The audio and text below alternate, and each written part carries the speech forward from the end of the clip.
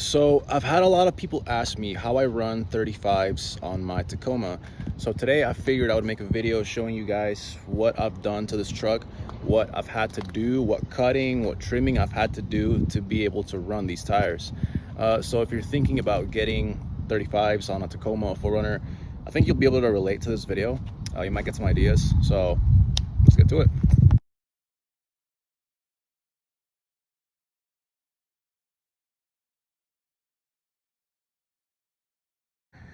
The first thing I want to talk about that a lot of people do when they get 35s that I haven't done is trimming your fenders. Now, a lot of people, what you see is, you get a line like maybe like right here and kind of just go around, kind of give it a higher, basically trimming this down a little bit. So instead of having this fender flare, it's like this, so you're chopping off a couple inches. I haven't done that. I really don't feel like cutting into this truck that much, but if you're going to go off-roading, that's actually kind of necessary. Like I mean, if you are going to go off-roading, I would recommend you trim these fenders a little bit, because well, keep in mind I'm running a 2.5 inch lift front and a 1.5 inch lift in the rear.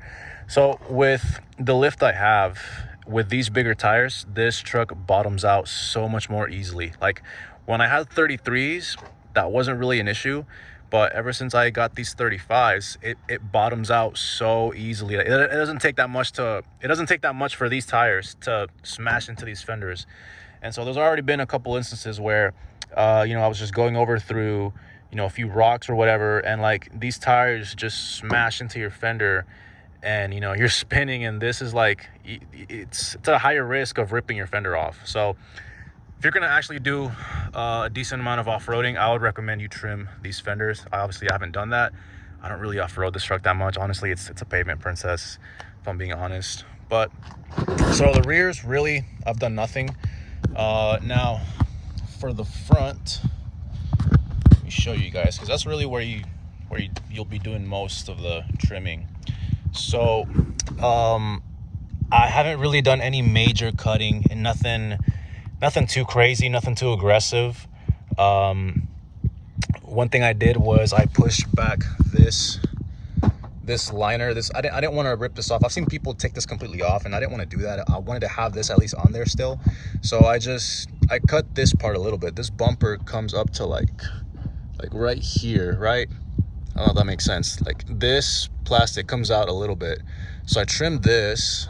I didn't trim this at all. I didn't trim this or the fenders at all. Well, a little bit down here, that's it. But I haven't trimmed these at all. Haven't touched this.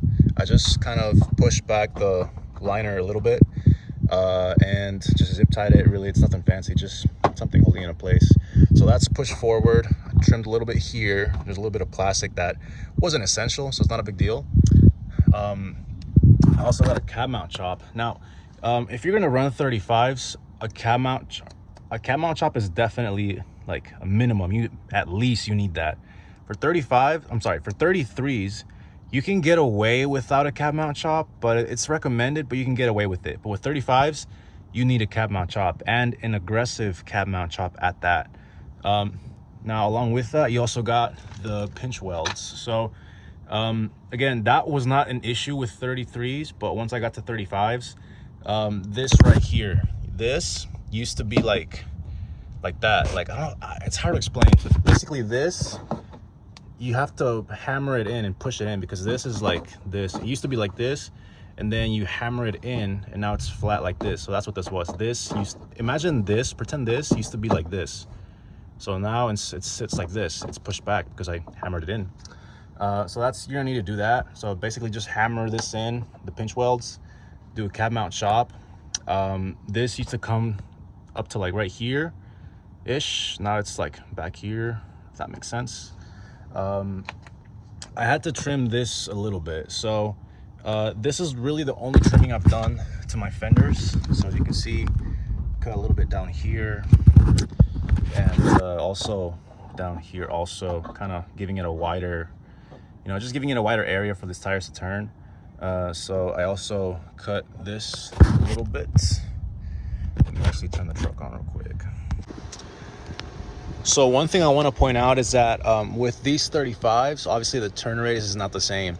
So with my current wheel setup, I only get one full turn without rubbing. So right there, one full turn, we're good. Anything above that, like if I do this, we're rubbing.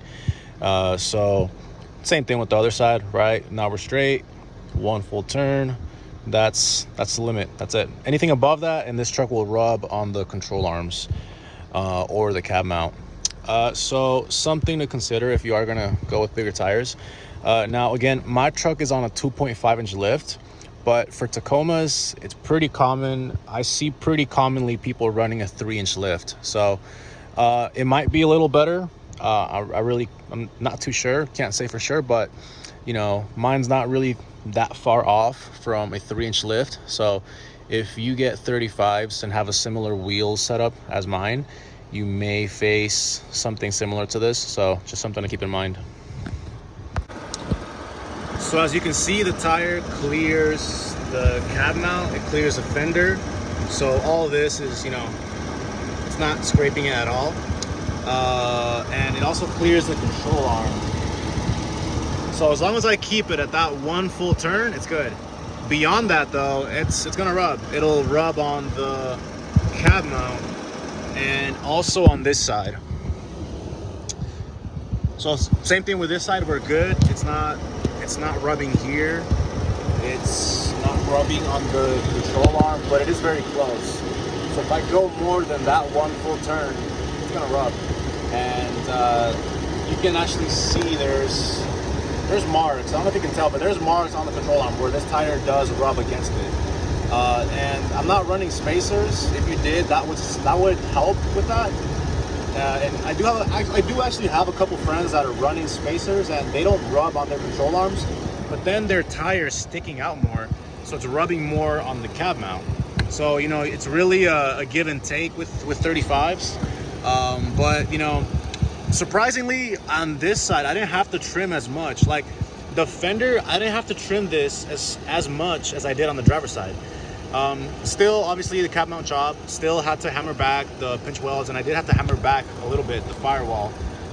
But beyond that, I really haven't done much trimming to this truck. And as you can tell, you know, pushing this forward and trimming this a little bit does help with clearing the front.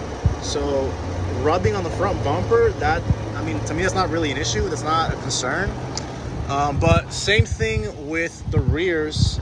If I hit any bumps, or if I, you know, if I hit a dip, or if I jump this truck a little bit, it'll smash into the fenders. So trimming your fenders will really help with that.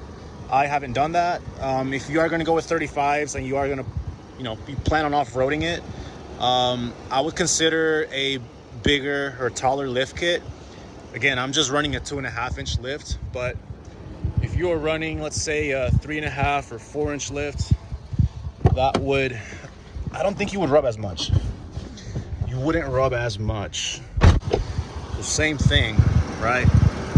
It's really close. You can see there's marks where the tire does rub, but we're good on this side. We're not hitting that. We're not rubbing on this.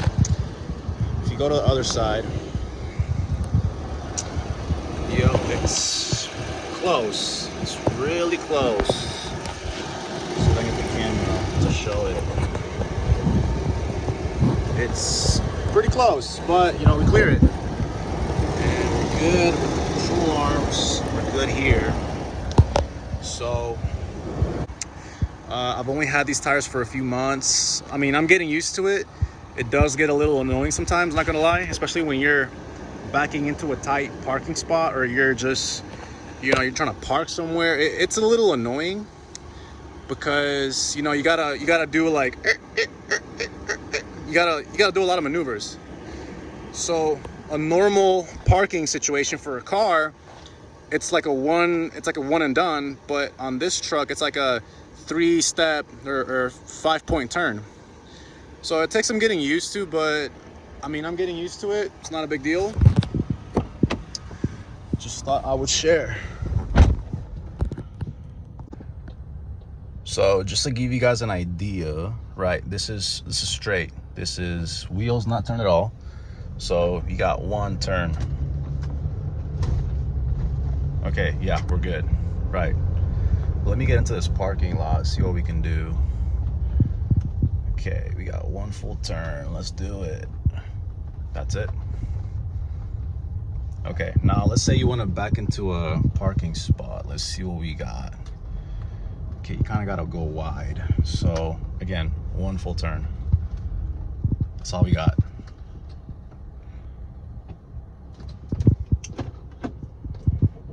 And same thing. You want to do one there.